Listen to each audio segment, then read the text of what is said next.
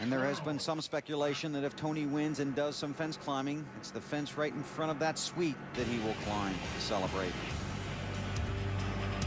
Well, you play poker with both of these guys, PT. Who's a better poker player? Tony's pretty good. Tony is really good. Great. Here we go. Casey got a good start. 11 laps to go. But Tony, boy, he laid back and got that run between 1 and 2. Kane trying to hold him off, can't do it. Side by side in front of his sweep. They sweep into 2 and onto the backstretch. Tony Stewart takes the lead at Indy. That was his opportunity.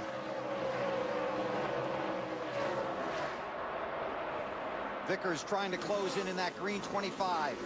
Kane runs second. Ooh, Elliott Sadler up high out of the groove. He's got something wrong? Dropping back.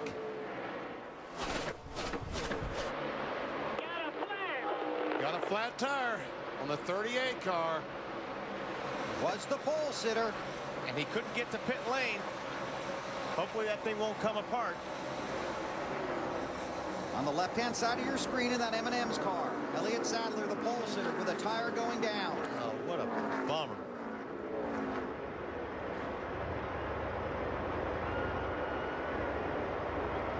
Yeah, Stewart's going to make that car very difficult to pass right now for the next 10 laps.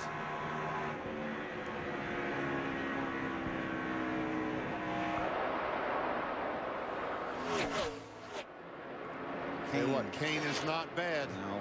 This car, this 9 car, is fast. And I think it gets better if he gets a couple of laps underneath them. Stewart sweeps to the inside. You have to be careful. You don't want to pick up too much of that dirt and loose rubber on those tires. Your car will really slide if you do that. Or maybe some metal down there that's fallen off one of these cars, these wrecked cars.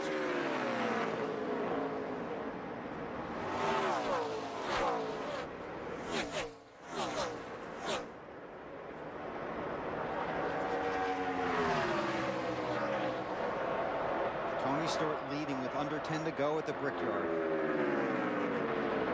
A place he grew up dreaming about winning. Boy, that looks good right there. Ooh, 9 cars taking a look. Casey Kane. Car looks like it's working on the bottom. Pretty good, Benny. It does. Now, he knows how he passed him earlier, right? Sadler made it to pit road. Finally. Fallen all the way back to 33rd.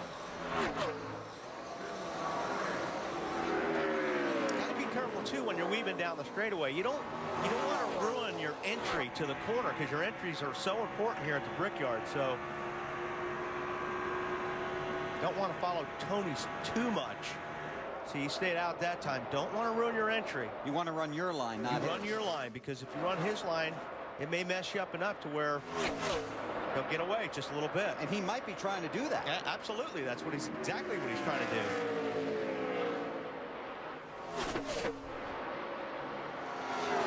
Okay to do that right here, but you want to make sure you get back up high quick enough where it doesn't mess you up getting in. 7 to go. You want to be up wide, just to the edge of the gray part of the racetrack to make that entry into turn 1. Otherwise, you just plow off this corner.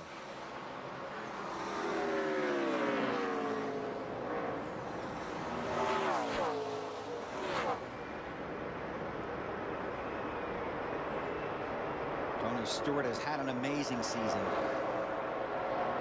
One at Sonoma, then one at Daytona on the 4th of July weekend. That's where his fence climbing skills first came into view. And these 2 cars are slowly pulling away from the 3rd place car of Vickers. It's about as hard as you can drive a race car right there, I imagine.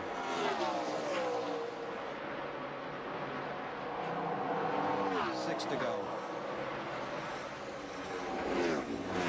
Looks like that Tony is starting to put just a little distance on Casey Kane in the 9. Last 2 laps, he's been 0.2 of a second faster than Casey Kane.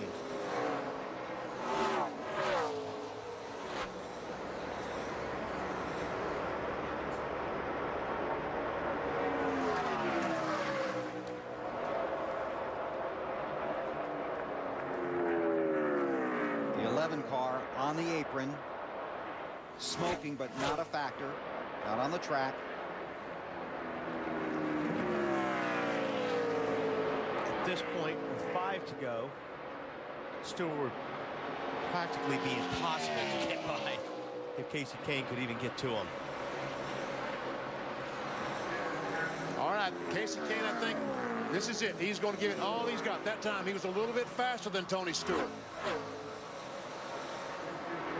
Looks like he might have laid back for a couple of laps just to get himself collected, pull off his tires, and make another run at Tony Stewart.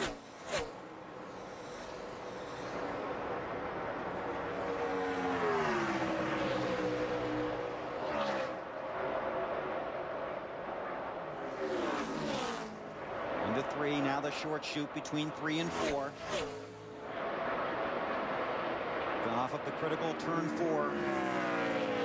And down the front stretch, the Fan Canyon. Fans lining both sides of this 5/8 of a mile straightaway. Past the famed Indianapolis Pagoda, the 96-foot tall scoring pylon where his number sits atop of it. Something he's always dreamed about. Now the short shoot between 1 and 2. That's where his suite is, right there. Looks like Casey's car is a little bit better than Tony's car in 1 and 2, but Stewart looks a lot better in 4. Right foot through the floor there. You can't believe how hard these guys are pushing that gas pedal right now. And the 9-car Kasey Kahne is going to have to depend on Tony Stewart having a problem. Run out of fuel to be able to catch him.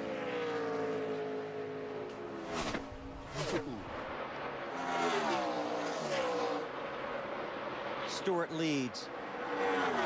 3 to go. Matt. Bill, if you ask Tony Stewart, he'll tell you the biggest part of his success lies with the man on top of that pit box, Greg Zipadelli. As a special gift to Zippy, when they won the championship, he presented him with a brand new Corvette. If they win this event today, he has another special gift, a $50,000 bonus for allowing him to reach his dream. He only has 3 more laps to go. Less than that now, Matt. Tony Stewart drives for Joe Gibbs, the Super Bowl winning NFL Hall of Fame coach.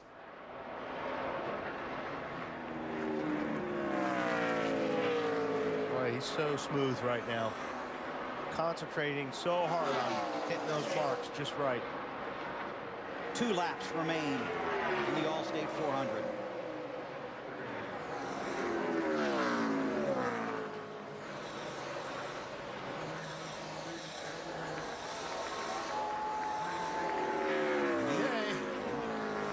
Stewart has been the Nextel Cup bad boy for so many years until this year. Says he just doesn't take things as seriously as he used to. Doesn't let things bother him as much. Is trying to enjoy his successes. And when he has a problem, he just tries to leave him behind. He told me in the garage yesterday, instead of being mad about something for 3 days, he just puts it behind him and goes on. Then has 3 more days just enjoying life. He sweeps out of turn 4 and sees the white flag at the same track where his hero A.J. Foyt won before him. Now Tony Stewart is 2.5 miles away from history.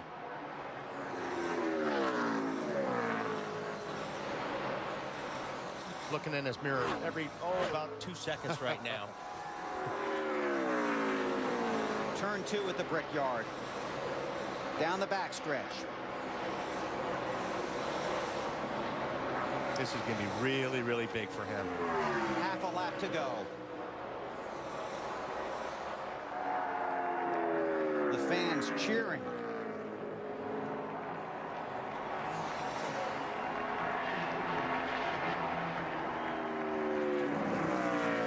Through turn 4, the last trip down the front stretch. Tony Stewart, a native Hoosier, his dream comes true. Tony Stewart wins the Allstate 400 at the Brickyard. Let the party begin.